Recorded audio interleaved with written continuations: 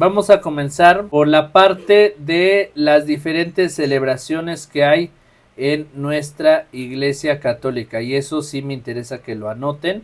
En nuestra Iglesia Católica, así anótenlo, en nuestra Iglesia Católica hay diferentes tipos de celebración que van a comenzar, las más importantes siendo las fiestas y solemnidades. Fiestas y solemnidades son el grado más importante de la celebración. Una solemnidad, por ejemplo, todos los domingos son días de solemnidad porque son día del Señor. Fiestas, por ejemplo, la fiesta del bautismo del Señor, ¿sí? Déjenme ver acá en el misal. Bueno, fiestas y solemnidades son el grado más importante. Luego de ahí vamos a tener lo que son las memorias obligatorias y memorias ordinarias. En nuestro esquema de aprendizaje en la proclamación de la palabra de Dios, tenemos prácticamente lo que es entender estos tres leccionarios, ¿sí? Bueno, a lo largo de la vida de la Iglesia Católica, ¿sí? La Iglesia ha tenido a bien trabajar en la palabra de Dios. Miren, yo acá tengo en mis manos la Biblia, ¿sí? La Biblia es la palabra de Dios, es el libro que es el conjunto de libros sagrados, ¿sí? Y que hay muchos otros libros que son también los libros apócrifos, ¿sí? Que está el Evangelio de la Santísima Virgen María, el Evangelio de Santiago, el Evangelio de Felipe. Hay otros libros que no fueron adaptados a las Sagradas Escrituras por diferentes cuestiones, ¿sí? Por ahí el Evangelio de la Santísima Virgen María, si no mal recuerdo, es el Evangelio que nos narra que Jesús cuando estaba pequeño hizo milagros, o sea, que desde pequeño ya hacía milagros, y que una ocasión Jesús estaba afuera en un lugar y estaba con sus amiguitos y había unos pajaritos de barro. De hecho, esta escena sale en una película, creo que es en la película de los pecados capitales. Hay una película, pero esas escenas no son aprobadas por la Iglesia Católica. Sin embargo, están escritas en un libro, en el libro del Evangelio de la Santísima Virgen María. Y en este Evangelio habla de que Jesús está con los pajaritos de barro y está con sus amigos y le piden a Jesús que haga un milagro. Y Jesús agarra un pajarito de barro y le sopla y con el soplido les da vida a los pajaritos y vuelan. Esta escena se las voy a compartir en el grupo, les voy a buscar el link del video, se los voy a compartir para que ustedes vean que esto, aunque lo han hecho incluso película, pero no está aprobado por nuestra Iglesia Católica. ¿A qué voy con todo esto? Que muchos escritos hay fuera de la Biblia que no han sido aprobados. ¿Por qué razón? Por la misma razón que el Evangelio narra en el Evangelio de San Marcos.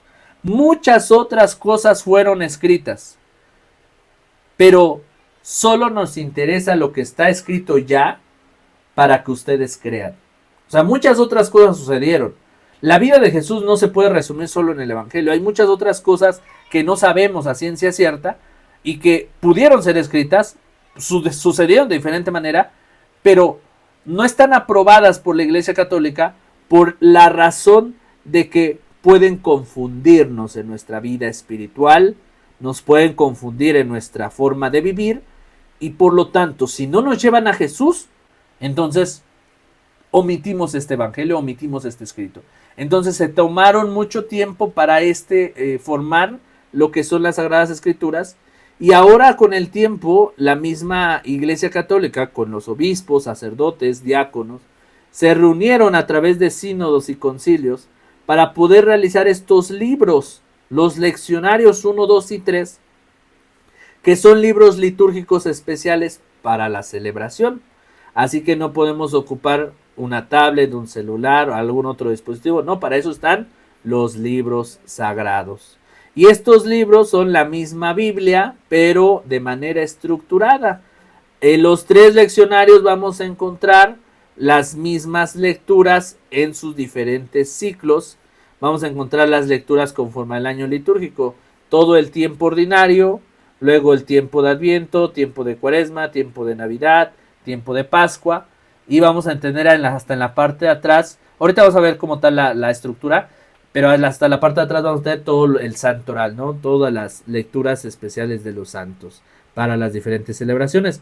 Por eso es importante lo que les decía yo al principio, hay que entender que hay diferentes celebraciones en la vida de la iglesia, solemnidades y fiestas, hay misas, memorias obligatorias y memorias ordinarias, y hay lo que son las misas feriales. Vamos a comenzar entonces con la estructura de los leccionarios, ¿sí?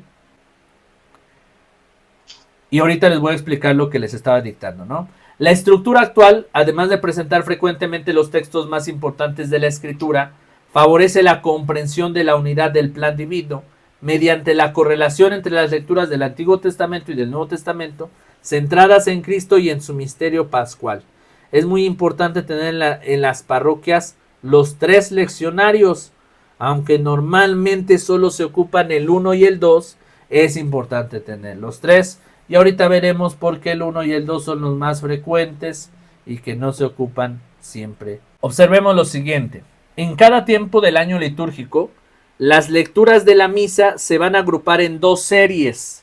Las de los domingos y fiestas y las de los días de la semana. Por eso les decía solemnidades y fiestas, porque los domingos cuentan como solemnidades. Y los días de la semana se van a comprender como las misas feriales. Entonces, de lunes a viernes se van a conocer como misas feriales, misas entre semana de lunes a viernes.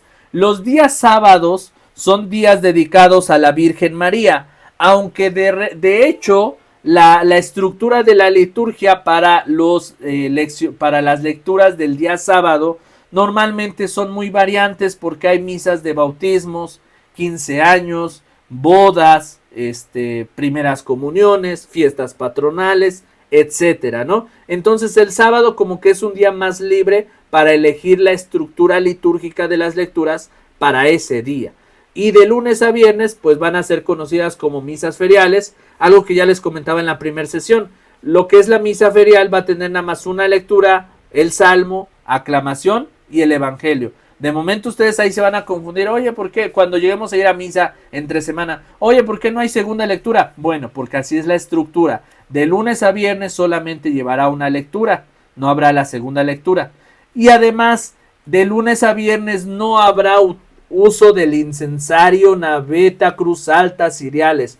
En alguna ocasión llegué a ver en una comunidad que había misa entre semana, nunca había visto misa entre semana en esa comunidad, y tuvieron de repente una misa entre semana y pensaron pues que era como la misa del domingo, y todos los monaguillos participaron, incensaron, naveta. A ver, ¿está permitido? Claro, sí es posible que se pueda utilizar todo, pero normalmente en una misa entre semana no hay este tipo de apoyo en el equipo litúrgico, cruz alta, ciriales, incensario, todo eso, no.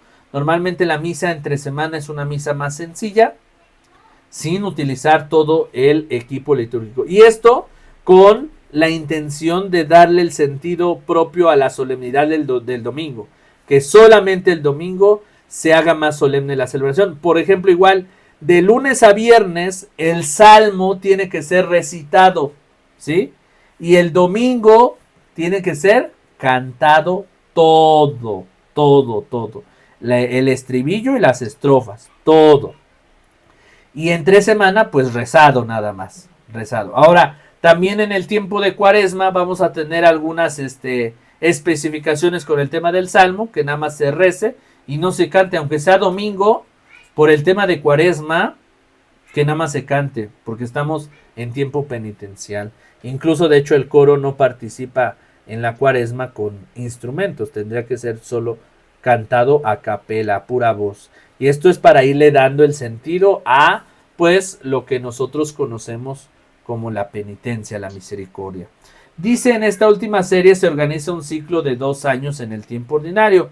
Bueno, tenemos 3 ciclos, hermanos, en la vida de la iglesia. Ciclo A, ciclo B y ciclo C. El ciclo A va a estar enfocado para el Evangelio de San Mateo. Ciclo B, el Evangelio de San Marcos. Ciclo C, el Evangelio de San Lucas. Y el Evangelio de San Juan va a estar en los 3 ciclos litúrgicos, en los 3 años, pero de manera especial en el tiempo pascual. Normalmente todo el tiempo pascual vamos a estar escuchando el Evangelio de San Juan, ¿sí? Y así es como nosotros sabemos. A ver, alguien que me pueda decir ahorita en qué ciclo estamos. Ahí en su misal dice ciclo C. Ciclo C, muy bien. Entonces, para el siguiente año, ahorita en diciembre del 2025, vamos a comenzar con el ciclo A y luego ciclo B y ciclo C. Entonces, si observamos, vamos al evangelio de este domingo. ¿Alguien que me puede decir de qué evangelista es el evangelio de este domingo? Domingo 17 de agosto, dijimos. Es de Lucas. ¿Y en qué ciclo estamos? En el C. Muy bien. ¿Y si coincide con lo que estamos diciendo? Sí. Evangelio, Evangelista San Mateo, ciclo A. Evangelista San Marcos, ciclo B. Evangelista San Lucas, ciclo C. Estamos en el ciclo C y es Evangelista San Lucas. ¿De acuerdo? Y no estamos en el tiempo pascual. Pero si tienen su misal anual, si nos vamos al tiempo pascual, por ejemplo, el tercer domingo de Pascua, día 4 de mayo. El tercer domingo de Pascua, si buscamos el evangelio de ese domingo, que fue el tercer domingo de Pascua, va a decir lectura del Santo Evangelio según San Juan. ¿Y qué dijimos? El Evangelio de San Juan, ¿en qué ciclo está? En los 3 ciclos, ciclo A, ciclo B y ciclo C. Entonces, sobre todo va a estar en el tiempo de Pascua. ¿De acuerdo? Ahora dice, hay que precisar que el inicio de un año litúrgico comienza en el tiempo de Adviento, es decir, al final de este año civil, al final del 2025, porque el año litúrgico comienza el primer domingo de Adviento, ¿sí? El tiempo de Adviento comprende los 4 domingos anteriores al de Navidad. Entonces, en los leccionarios, los domingos y fiestas se concentran las lecturas más importantes, ya que la gran mayoría de los fieles suele asistir a misa en estos días. A continuación veremos cómo se organizan las lecturas en la estructura de los leccionarios. Y vamos a tener así la estructura como ya se los había presentado en la primera sesión, domingos y fiestas. Cada misa del leccionario de los domingos y fiestas va a tener las 3 lecturas. Esta estructura, primera lectura, segunda lectura, tercera lectura, que la tercera lectura va a ser el evangelio, va a tener el salmo, la aclamación. El objetivo de esta distribución va a ser contemplar el misterio pascual de Cristo a través de la lectura de la palabra de Dios, entendida como una unidad. En el tiempo ordinario, la segunda y la tercera lectura suelen seguir un orden más o menos secuencial, con algunos saltos en los textos. Pero así ya entendemos el orden de los leccionarios en la estructura de los 3 ciclos, ¿sí? Y acá, de manera general, en un panorama más amplio, podemos ver los años litúrgicos. Esto se los voy a compartir para que lo puedan ver más claro ya en una imagen. En los años litúrgicos tenemos ciclo A, San Mateo, ciclo B, San Marcos, ciclo C, San Lucas y Juan a lo largo de los 3 ciclos.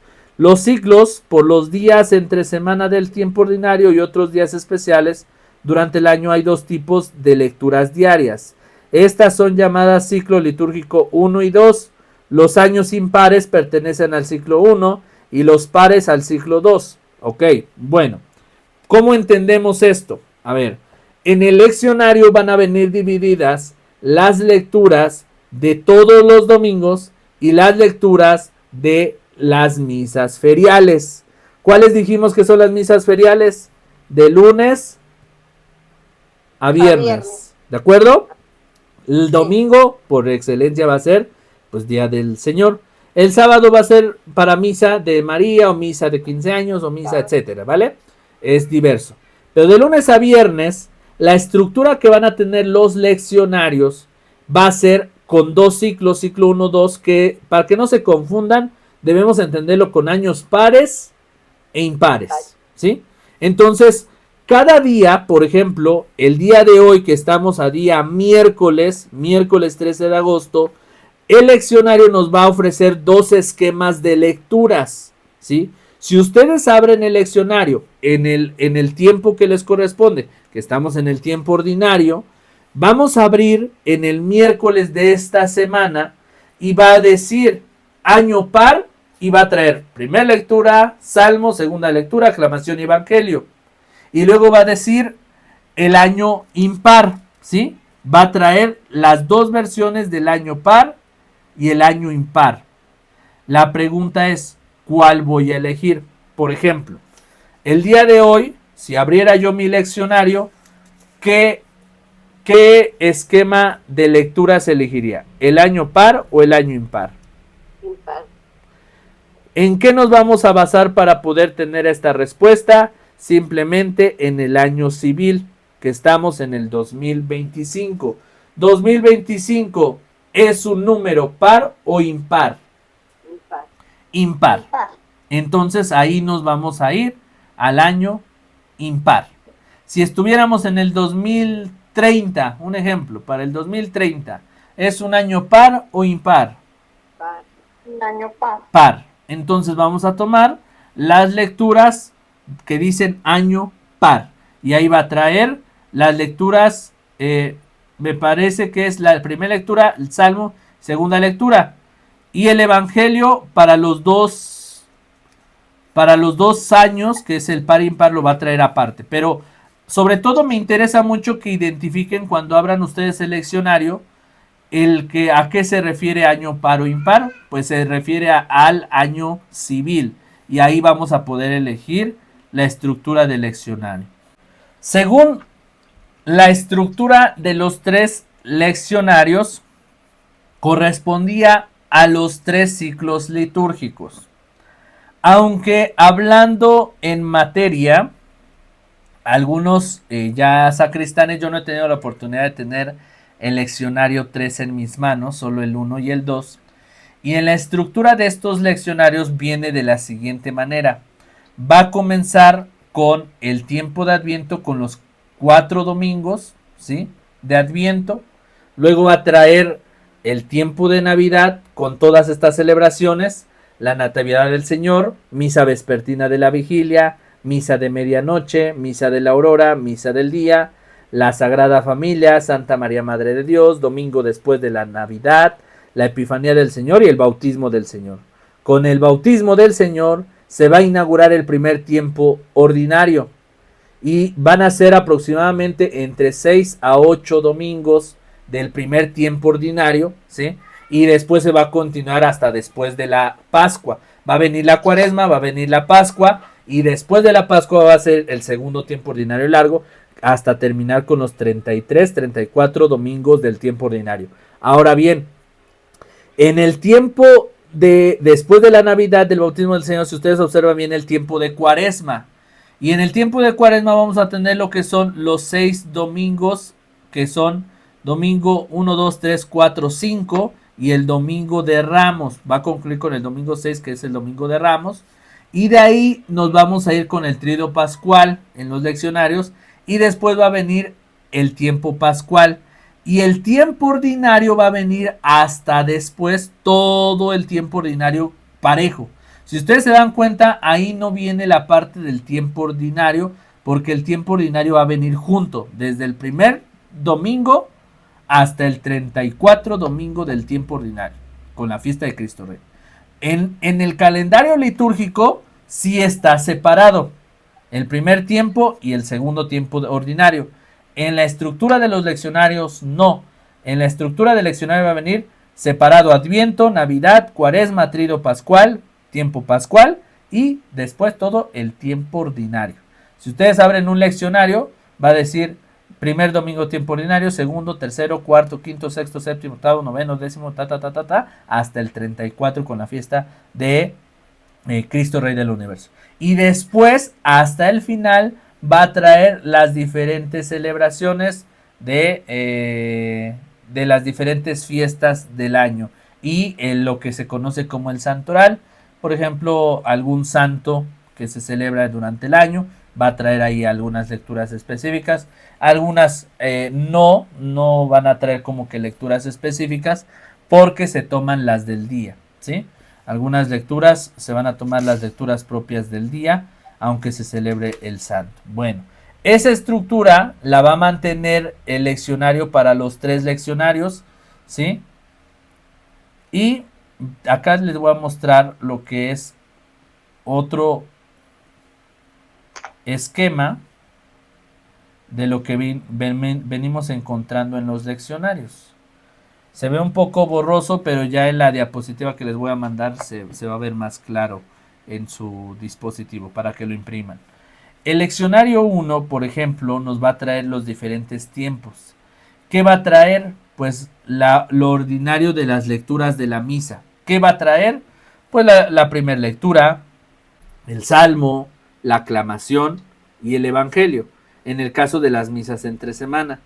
Para las misas de domingo va a traer primera lectura, salmo, segunda lectura, aclamación y evangelio. En algunas ocasiones te va a traer 2 evangelios, porque te va a decir, pueden tomar el evangelio para forma breve o el evangelio completo. Y ustedes dirán, ¿y cuál evangelio va a leer el padre? Pues él lo elige al momento, pero mientras ustedes no se separen de la página que tiene que ser, ahí vamos a permanecer, ¿sí? Y los leccionarios van a traer un apartado para todas las misas dominicales, ¿sí? Que va a ser en el tiempo ordinario, y aparte va a ser el leccionario ferial de lunes a sábado. Por eso ahí, acá ya en este panorama, en este esquema, ya se puede ver un poquito mejor. Lo que trae el leccionario dominical para el ciclo A, ciclo B y ciclo C, y el leccionario ferial de lunes a sábado.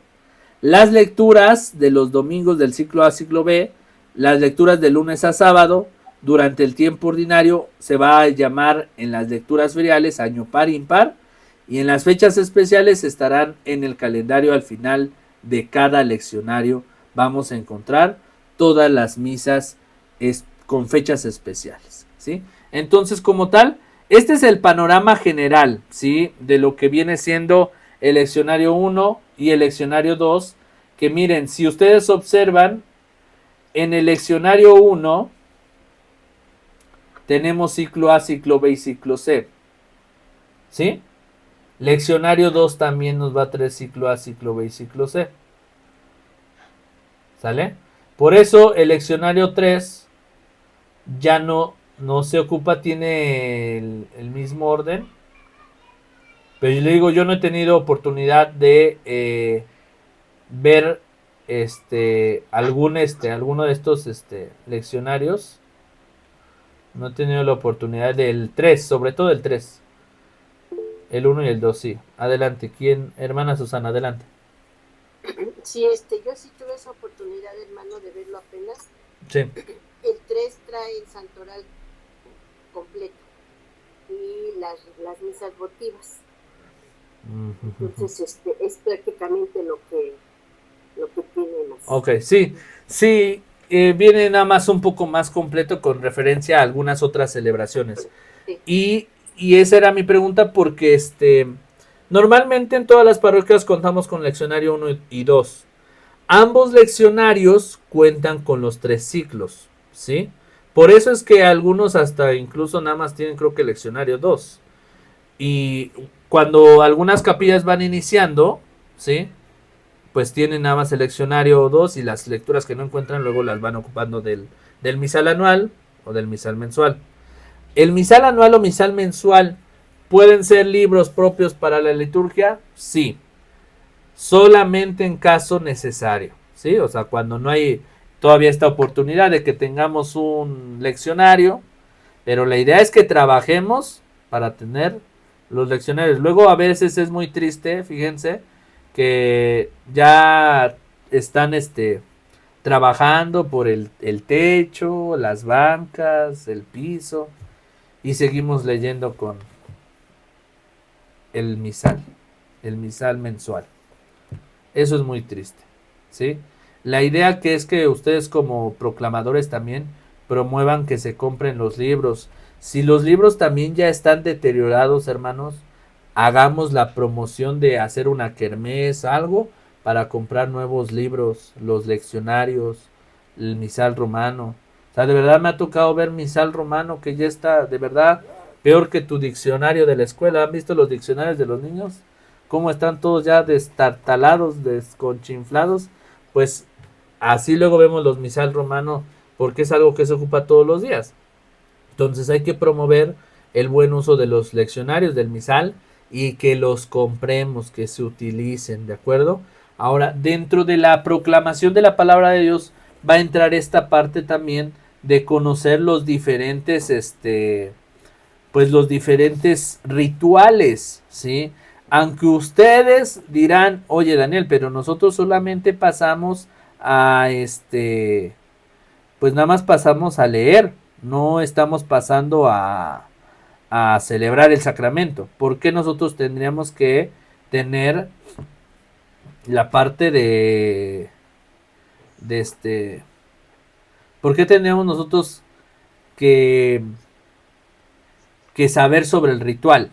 ¿Sí? Bueno, los rituales de los sacramentos normalmente lo ocupan nuestros sacerdotes para poder guiarse. ¿Qué va a tener el ritual de los sacramentos? El ritual de los sacramentos es un libro aparte donde va a tener toda la estructura litúrgica de la celebración del sacramento. Y si ustedes observan, luego el sacerdote saca su librito, su ritual del bautismo, y ahí se leen las lecturas, ahí se lee el evangelio, ahí se hace todo el rito. Y entonces la pregunta para los proclamadores es, ay, yo preparé las lecturas en el leccionario, el sacerdote me dice, no, ten acá, lee las lecturas. ¿Y cuál tomo? Pues las que te está dando el sacerdote. Entonces es bueno que cuando tengamos oportunidad vayamos a la sacristía y le pidamos al sacristán que nos dé permiso observar los rituales de los sacramentos. Ritual del bautismo, ritual de la comunión, ritual de la confirmación, ritual de la Semana Santa.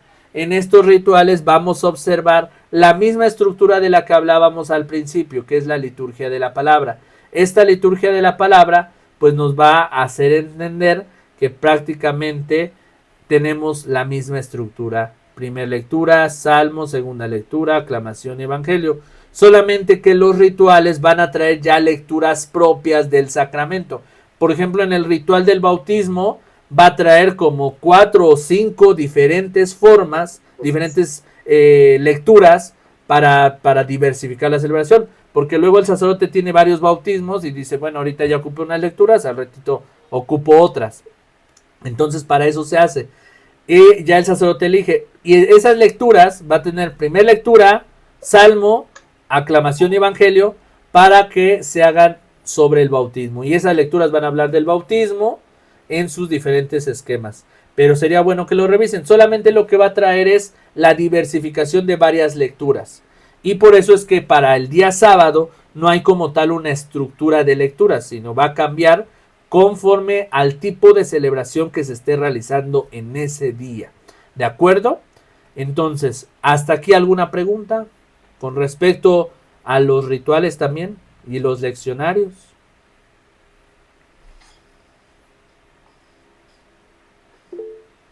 Adelante, hermana Susana. Yo quería comentarle que, por ejemplo, el ritual bueno, el de exequias de difuntos, sí trae 2 lecturas.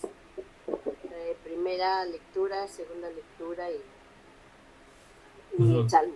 Ok, sí. Y también el de matrimonios también trae 2 lecturas. Sí. El del bautismo nada más es una. Nada más es una. Ajá. El que sí también trae 2 es el de la comunión y confirmación.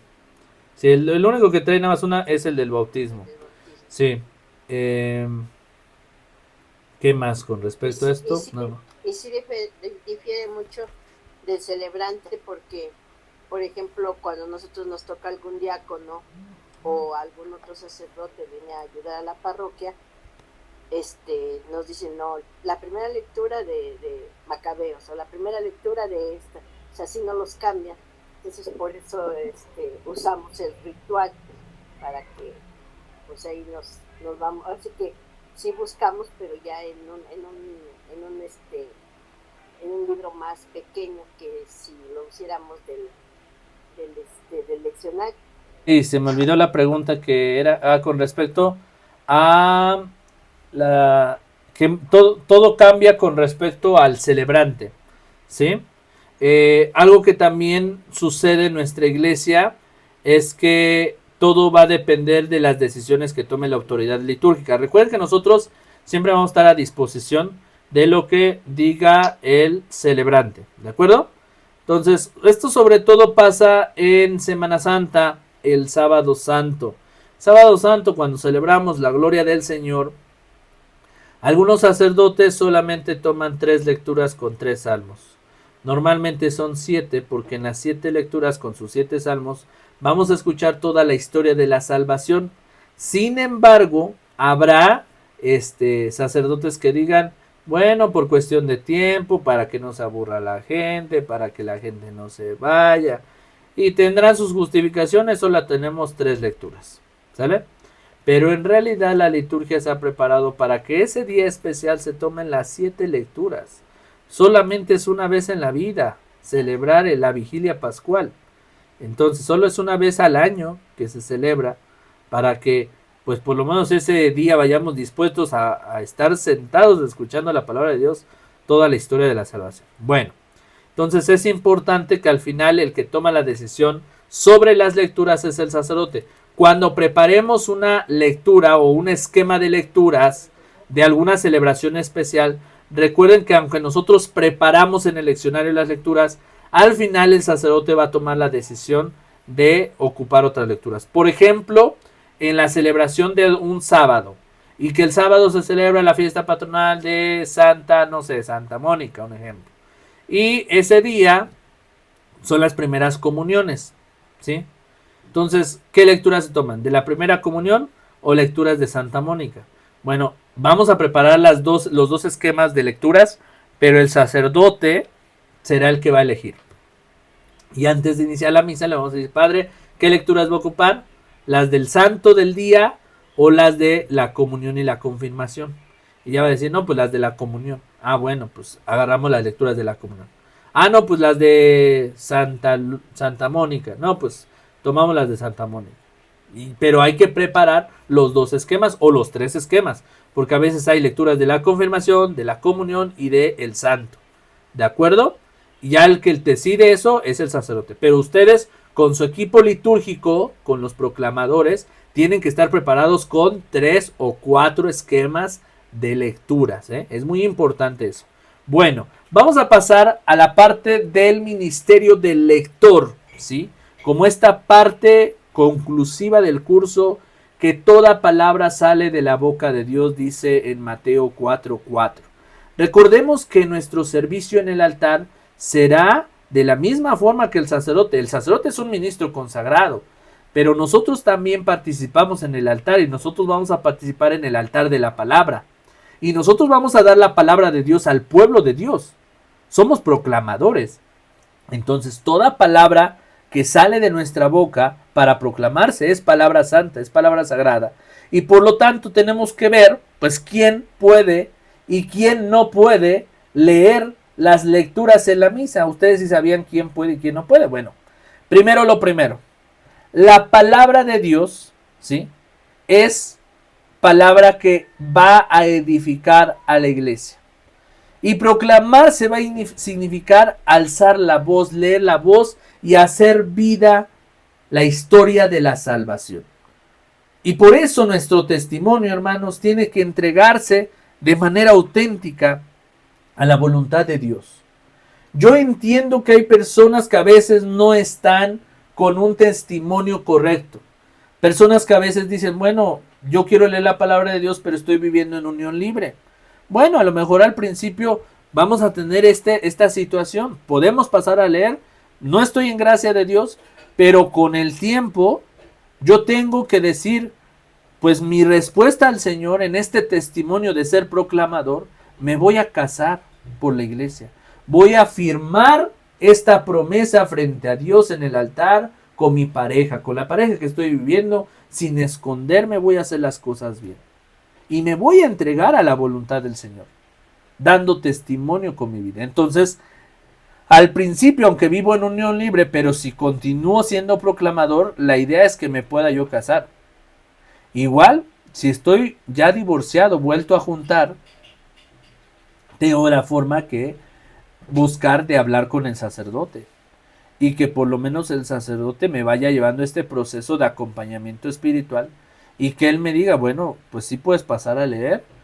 A lo mejor el tema de tu divorcio de tu primer matrimonio, pues fue porque no pensaste bien las cosas, te apresuraste, no se conocieron bien, etcétera. Y ahora con la persona que estás compartiendo la vida, bueno, ya se entendieron, ya tuviste más tiempo para conocer a la persona, ya se acoplaron, ya se hicieron una dupla perfecta y ahora son marido y mujer, aunque ante Dios ya no se pueden volver a casar, pero con este acompañamiento espiritual del sacerdote podemos hacer que podamos participar de manera integral en la proclamación de la palabra de Dios, siempre y cuando sigamos este acompañamiento y no nada más lo hagamos por nuestra propia cuenta. Entonces va a tener una verdadera importancia participar en este don de la vida de la iglesia, ¿no? Ser proclamadores va a ser un proceso que nos ayude a dar testimonio del Señor. Ahora, como ya lo veíamos, en este sentido, ¿por qué hablábamos al principio de la importancia de la separación de la liturgia de la palabra con la liturgia eucarística? Porque ambas participan en un momento que es Jesucristo mismo. Cuando el sacerdote convierte el cuerpo y la sangre de Cristo, ¿sí? Estamos hablando que Cristo se está haciendo presente en el altar de la mesa, en esa mesa de la Eucaristía.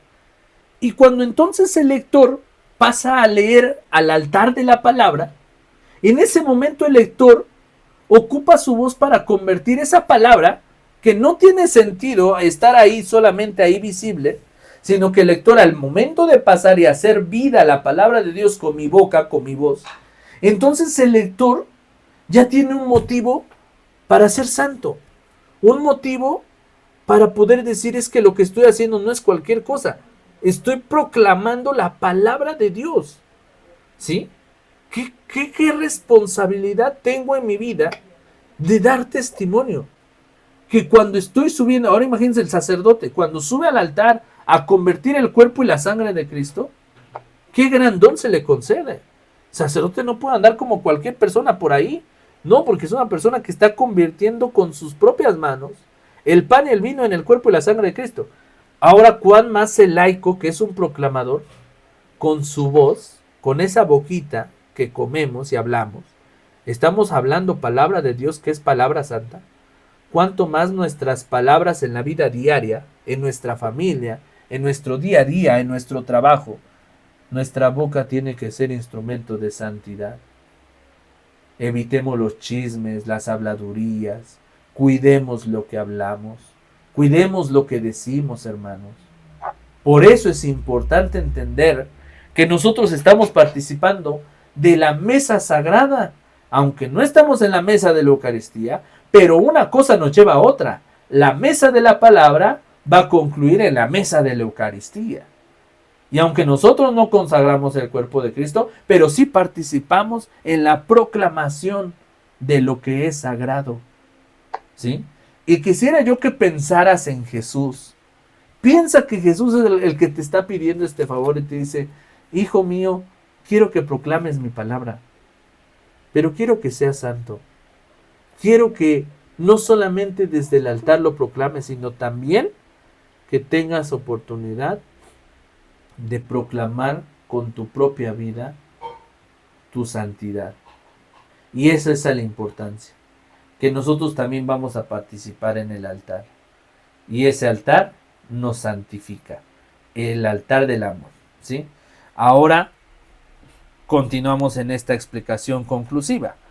Por eso, al edificar día a día, recuerden que la palabra edifica, al edificar día a día a los que están dentro para ser templo santo en el Señor y morada de Dios en el Espíritu, hasta llegar a la medida de la plenitud de la edad de Cristo, la liturgia robustece también admirablemente sus fuerzas para predicar a Cristo.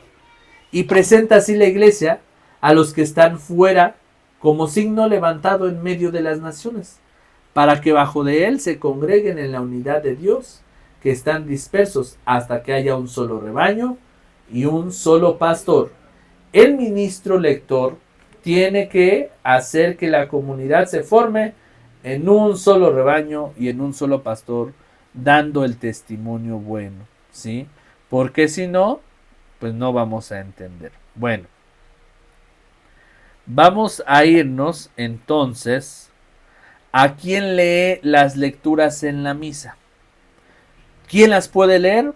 Todo laico bautizado, porque nosotros somos la iglesia, el pueblo sacerdotal de Dios.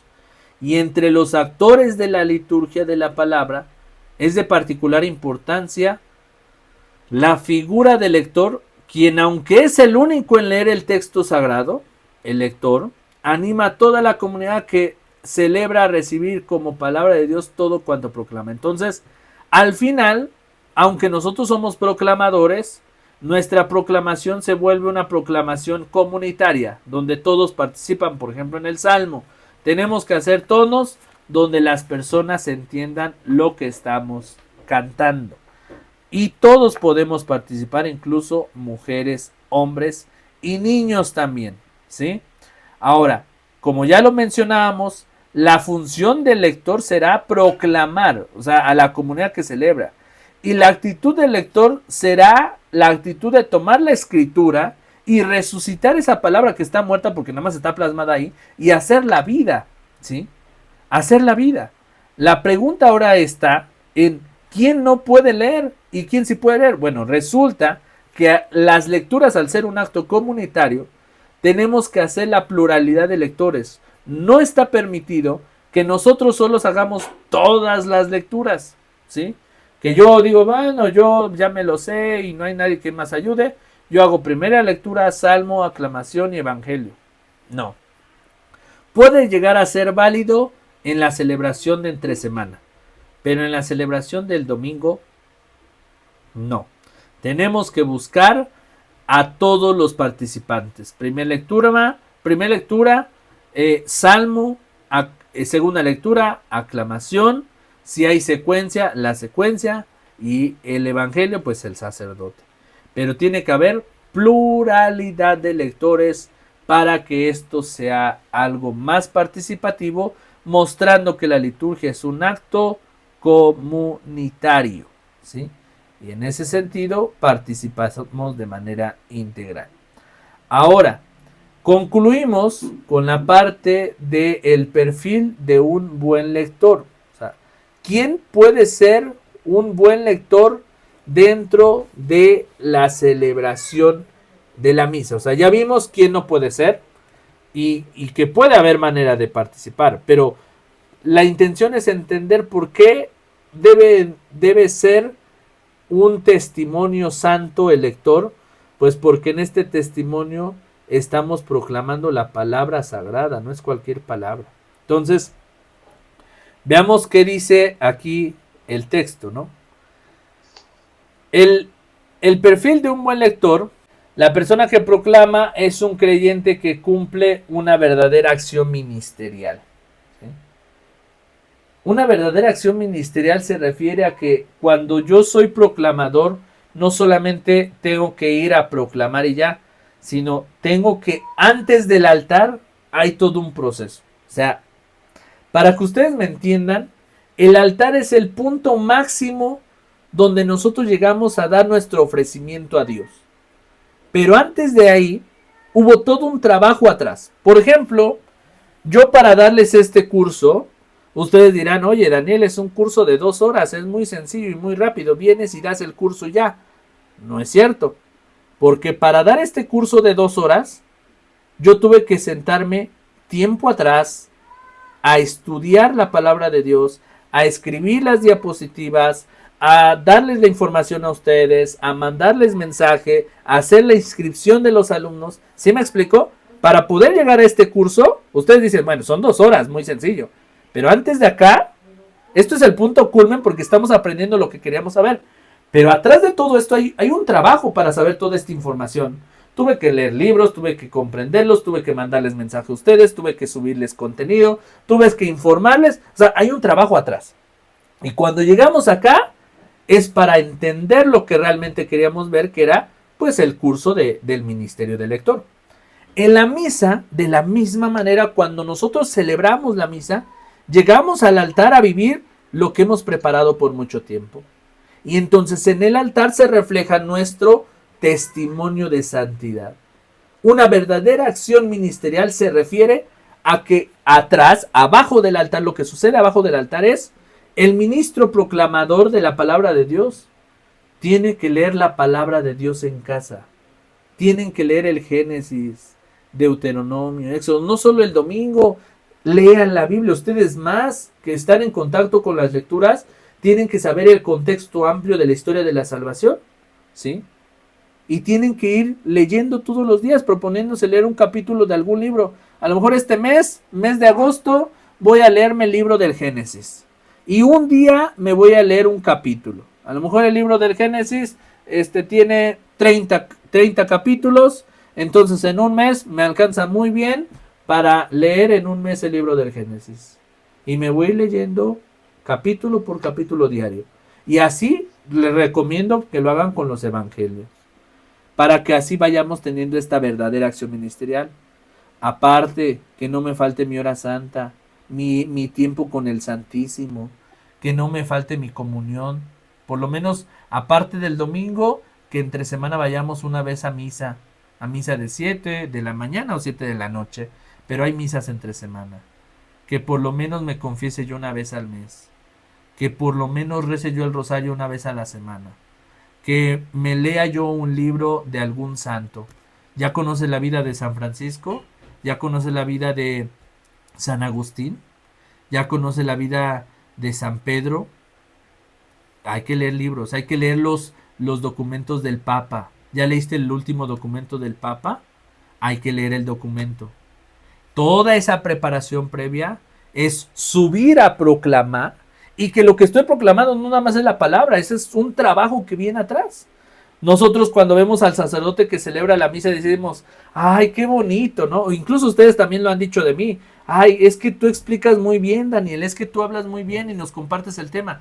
Sí, pero para clarificarles todas estas preguntas hay todo un trabajo atrás. Eso es lo que quiero que entiendan. Ustedes, al ser proclamadores, ser lectores, tienen que mostrar que hay un trabajo atrás de todo lo que ustedes realizan. No se trata solo de leer, sino comprender su verdadera acción ministerial, que es comprender la palabra de Dios. Número 2, servir a Dios como intermediario y no como protagonista. Esto sobre todo sucede con los salmistas. Los salmistas no tienen que ser protagonistas porque cantan bonito. Miren, incluso si nosotros no cantamos bonito, podemos pasar a recitar el salmo cuando no haya alguien que cante el salmo. Nosotros podemos ser, porque no somos los protagonistas, porque lo que importa es la dirección que tiene nuestro corazón al encuentro del Señor. Número 3, debe tener cierta preparación técnica y espiritual, bíblica y litúrgica, lo que les mencionaba. Si tienen posibilidad, tomen un curso de liturgia para que comprendan también todas las posturas, ¿sí? Todas las normas, no solo de los lectores, sino de todo lo que sucede en el altar. El lector tiene que adquirir una verdadera capacidad de entender lo que lee y de transmitirlo. Bueno, esto ya lo veíamos desde el primer episodio, la primera clase, hace un ratito, pues toda la parte de la práctica, ¿no? Los ritmos, las pausas, las acentuaciones, separaciones, tomarlo en cuenta al momento de leer la palabra de Dios. Un uso correcto de las vestiduras litúrgicas, aunque pueden subir con ropa normal, pero respetando la costumbre de las diversas regiones. No subiendo con tacones tan altos, sino subiendo con zapatos, ¿sí? Zapatos bajos, ¿sí? Bien vestidos, bien peinados, arreglados. Recuerden que participamos en el altar, ¿sí? Deben comprender las lecturas en el contexto propio y entender a la luz de la fe el núcleo central del mensaje revelado.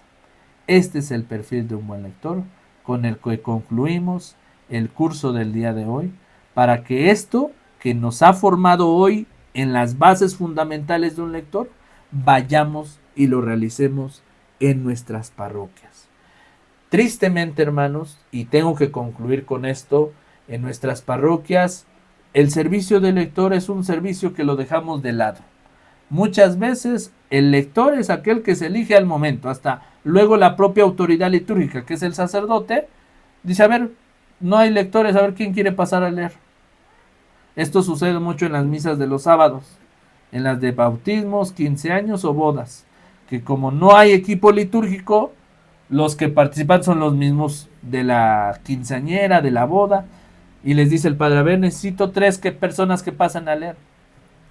Y pues hacemos ahí un revoltijo en eso, porque Las personas no tendrían que pasar a leer, tienen que pasar a leer el equipo litúrgico el sábado. Y entonces ni siquiera entienden lo que se está leyendo, porque las personas que pasan a leer se traban un montón, no saben leer, no saben posturas, van en tenis, no dan testimonio, o sea, nada de lo que estamos viendo. A mí me ha tocado ver, o sea, personas que luego pasan hasta los chambelanes a leer las lecturas. No sé si ustedes lo han visto, los sábados en las misas de 15 años. No tendría que suceder eso, porque para eso están preparados los proclamadores de la palabra de Dios, porque participan en el altar de la palabra, porque la palabra también es algo sagrado. Entonces hay que tener mucho cuidado con eso, hermanos, porque el perfil de un buen lector va a ser la participación en el altar de la palabra que forma parte del altar de la Eucaristía. Por eso es importante el papel del lector en las celebraciones de la misa.